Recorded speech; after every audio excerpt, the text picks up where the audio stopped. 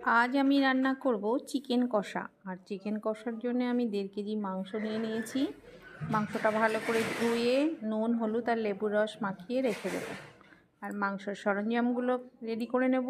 পেঁয়াজ কুচি, টমেটো কুচি, আদা, রসুন, আলু সব কেটে গোছানো হয়ে গেলে কড়াইয়ে তেল দিয়ে দেব। আমি ফরচুনের সর্ষের তেলটাই ব্যবহার করি, আমার ভালো লাগে।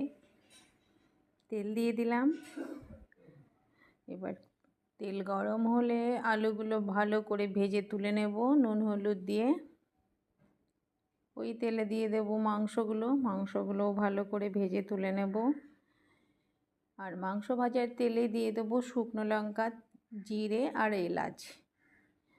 ফোড়নের মধ্যে দিয়ে দিলাম পেঁয়াজ কুচি, টমেটো কুচি, ভালো করে ভেজে মশলা বেটে রাখা মশলাটাও দিয়ে দেব। মশলার মধ্যে দিয়েছি জিরে, ধনে, পেঁয়াজ, রসুন, আদা, কাঁচা লঙ্কা। শুকনো লঙ্কাটা দিইনি। দিয়ে দিলাম নুন হলুদ, ভালো করে কষিয়ে নেব। এবার ভেজে রাখা আলুগুলোও দিয়ে দিলাম। আরও একটু নাড়াচাড়া করে মাংস থেকে তেল ছাড়লে অল্প জল দিয়ে ঢেকে দিয়েছিলাম। আলু মাংস সেদ্ধ হয়ে গেছে। নামানোর আগে গরম মশলা দিয়ে দিলাম। রেডি আমার চিকেন কষা।